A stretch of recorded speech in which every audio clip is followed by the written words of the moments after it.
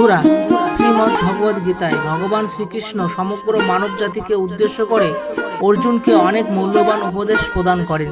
যে উপদেশগুলো আজ এই সময়ে দাঁড়িয়েও জীবনে যদি প্রয়োগ করা যায়, তাহলে যে কোনো মানুষ যে কোনো সমস্যা থেকে বেরিয়ে আসার শক্তি পাবে। শ্রীমদ্ ভগবদ গীতায় এই সম্পূর্ণ কথোপকথনের মধ্যে লুকিয়ে রয়েছে অনেক শক্তিশালী শ্লোক, যেগুলো যদি আমরা জীবনে কঠিন সময়ে পাঠ করতে পারি বা মনে মনে একটু স্মরণ করতে পারি, তাহলে আমরা সেই কঠিন সময় থেকে অনায়াসেই বের হতে পারবো। কিন্তু অনেকেই এই শ্লোকগুলোর ব্যাপারে জানে না বলে তারা কঠিন সময় পড়লে ঘাবড়ে যায় এবং বুঝে উঠতে পারে না কি করবে। আর এই মারাত্মক শ্লোকটির মধ্যে শ্রীকৃষ্ণ নিজে সমস্ত সমস্যা সমাধানের কথা বলে গেছেন। আজ আমি ভিডিওতে এই শ্লোকটির কথায় তুলে ধরবো, যাতে আপনারা যখনই কোনো সমস্যার মধ্যে পড়বেন বা কোনো খারাপ সময়ের মধ্যে দিয়ে যাবেন, তখনই শুধু মনে মনে এই শ্লোকটি চোখ বন্ধ করে 3বার পাঠ করে নেবে।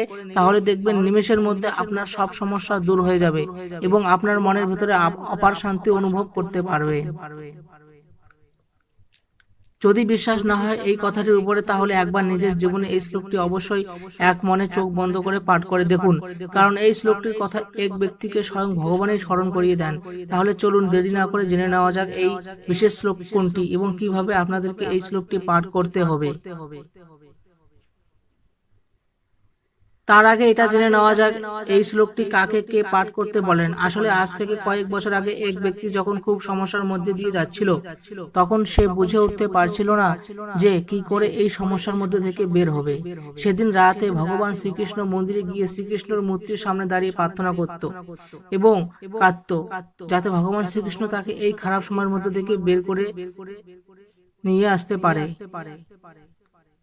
আর ঠিক এরকম সময়ে একদিন এক পুরোহিতের নজর তার উপরে পড়ে এবং সেই পুরোহিত দেখে যে সেই লোকটি অঝরে ভগবান শ্রীকৃষ্ণের মূর্তির সামনে দাঁড়িয়ে কান্না করছে।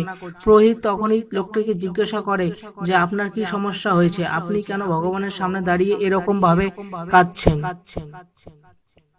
উত্তরে সেই লোকটি বলেন, আমি আমার ব্যবসার বিশাল পরিমাণে লোকসান করেছি, আমার ঘরবাড়ি সব বেচার অবস্থা চলে এসেছে, লোকের দেনায় ডুবে আছি, আমি কি করব বুঝে উঠতে পারছি না, কিভাবে এই অবস্থা থেকে বের হব আমি বুঝে উঠতে পারছি না। এ সময় সেই পুরোহিত তাকে বলে যে তুমি কি কখনো গীতা পাঠ করেছো? উত্তরে সেই ব্যবসায়ী বলে, হ্যাঁ, একবার তো পড়েছিলাম, কিন্তু কেন বলুন তো। তখন উত্তরে পুরোহিত বলেন যে আপনি কি 18 নম্বর অধ্যায়টি ভালো করে মন দিয়ে পড়েছিলেন? সে ব্যক্তি বলে যে হ্যাঁ পড়েছিলাম, কিন্তু এখন অতটা মনে নেই। তখন পুরোহিত তাকে বলেন যে যদি মন দিয়ে পড়তে, তাহলে শ্রীকৃষ্ণের বলা এই মহান কথাটি আপনি কখনো ভুলে যেতেন না এবং আপনি অবশ্যই এই সমস্যা থেকে খুব তাড়াতাড়ি বেরিয়ে যেতে পারতেন। তখন লোকটি বলেন যে আপনি কোন শ্লোকটির কথা বলছেন, একটু পরিষ্কার করে বলবেন আমাকে। তখনই সেই পুরোহিত তাকে সেই বিশেষ শ্লোকটি বললেন, সর্ব ধর্মার পরিত্যাজ্য মামেকং শরণং ব্রজ অহং তাং সর্ব পাপেভ্যঃ মুখ্যইষ্যামি মা শুচ। এই শ্লোকটির অর্থ হলো সর্বপ্রকার ধর্ম পরিত্যাগ করে কেবল আমার শরণাগত হও, আমি তোমাকে সমস্ত পাপ থেকে মুক্ত করব, তুমি শোক করো না। পুরোহিত বলেন, তুমি সব চিন্তা ছেড়ে দিয়ে শ্রীকৃষ্ণের শরণাগত হও এবং তার চরণে সব সঁপে দিয়ে আমার সবকিছু নতুন করে শুরু করো। যা হয়ে গেছে তা নিয়ে শোক করো না, যা তোমার কর্মে ছিল তা হয়েছে, কিন্তু তাই বলে শোকে ডুবে যেও না। সব চিন্তা দূরে ছেড়ে শ্রীকৃষ্ণের চরণে সমর্পণ করে আবার কাজে লেগে পড়ো, সব ঠিক হয়ে যাবে। আর তিনি এটাও বলেন যে যখনই সমস্যায় পড়বে এই শ্লোকটি মনে মনে 3বার স্মরণ করবে, তাহলে দেখবে তুমি এক অপার শক্তি ভিতরে অনুভব করতে পারবে এবং সব সমস্যা দূর হবে। এরপর সেই ব্যক্তি আবার ধীরে ধীরে ব্যবসা শুরু করে এবং তাকে হঠাৎ করে তার সব কর্মচারী নিজের থেকে এসে টাকা দিয়ে সাহায্য করতে থাকে। এ যেন সবকিছু অলৌকিকভাবে হওয়া শুরু হলো। কিন্তু ধীরে ধীরে তার ব্যবসা আবার দাঁড়িয়ে গেল এবং সে সকল দেনা পাওনা মিটিয়ে দিয়ে আবার সুখে শান্তিতে জীবন যাপন করতে লাগলো। তো বন্ধুরা, এই ছিল সেই বিশেষ শ্লোক যেটি আমাদের সবসময় মনে রাখা উচিত। যখনই শ্লোকটি 3বার মনে স্মরণ করে নেবে, দেখবে সকল বিপদ সাথে সাথে কেটে যাবে। কিছু অনুপ্রেরণামূলক উক্তি। জীবনটা শান্তিতে কাটানোর জন্য কখনো কখনো জেদি হওয়া প্রয়োজন। ব্যথাগুলো খুবই ব্যক্তিগত, প্রকাশ করে লাভ নেই, নিজের ভেবে বলবে, যাকে পরে আঘাত করবে সেই। সত্যের পথে চলার সময় মানুষ মাত্র দুটো ভুলই করতে পারে। সে হয়তো সেই পথকে পুরো শেষ করতে পারে না, অথবা সে হয়তো সেই পথে যাওয়ার কোনোদিনও চেষ্টাই করবে না। নিষ্ক্রিয়তা হচ্ছে মৃত্যুর একটা ছোট্ট রাস্তা। কঠোর পরিশ্রমে ভালো জীবনের রাস্তা ঠিক হয়ে থাকে। নির্বোধ মানুষেরা নিষ্ক্রিয় হয়ে থাকে এবং বুদ্ধিমান মানুষেরা কঠোর পরিশ্রমও হয়। ঘৃণাকে ঘৃণা দিয়ে কখনোই শেষ করা যাবে না। ঘৃণাকে একমাত্র ভালোবাসার দ্বারাই শেষ করা যেতে পারে, আর এটা একটা প্রাকৃতিক সত্য। মানুষের সব সম্পর্কের আধার হলো প্রত্যাশা। পতি কেমন হবে যে আমার জীবন সুগার সুবিধায় ভরে দিবে, পত্নী কেমন হবে যে সর্বদা আমার প্রতি সমর্পিত থাকবে, সন্তান কেমন হবে যে আমার সেবা করবে, আমার আদেশ মেনে চলবে। মানুষ প্রেম তাকেই দিতে পারে যে তার প্রত্যাশা পূরণ করতে পারে, আর প্রত্যাশার নিয়তি হচ্ছে ভঙ্গ হওয়া। কিভাবে? কারণ প্রবল ইচ্ছা থাকলে কোনো মানুষ কারোর সকল প্রত্যাশা পূরণ করতে পারে না, আর তার থেকে জন্ম নেয় সংঘর্ষ।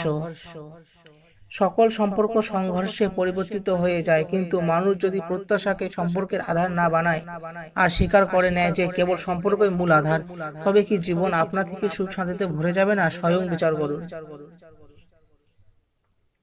বিরোধিতা শক্তির প্রমাণ হয় না। শক্তিমান সেই যে সহনশীল ও সহ্য করতে পারে।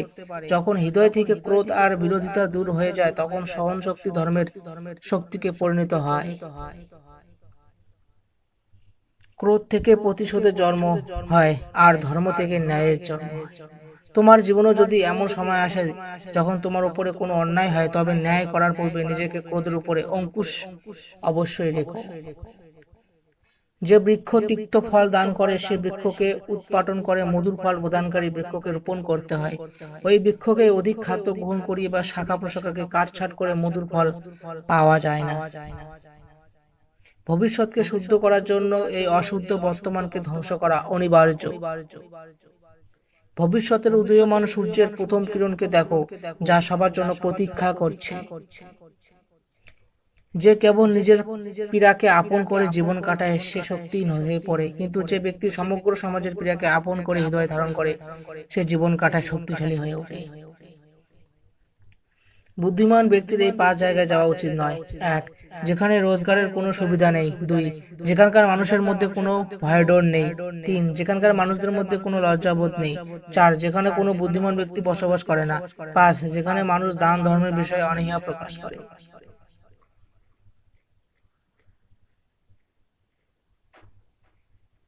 একটি চাকরের পরীক্ষা তখনই নেওয়া উচিত যখন সে তার কর্তব্য পালন না করে। আত্মীয় পরিজনদের চেনা যায় তখনই যখন আপনার চারিদিকে বিপদ ঘনিয়ে আসবে। একজন বন্ধুকে চিনতে পারবেন সেদিন যেদিন আপনি বিপরীত পরিস্থিতির সম্মুখীন হবেন, আর যখন আপনার সময় ভালো যাবে না, তখন আপনি আপনার নিজ স্ত্রীকে চিনতে পারবেন। ধন্যবাদ বন্ধুরা, ভালো থাকবেন, সুস্থ থাকবেন। ভিডিওটি কেমন লাগলো কমেন্ট সেকশনে কমেন্ট করে জানাবেন। জয় শ্রীকৃষ্ণ।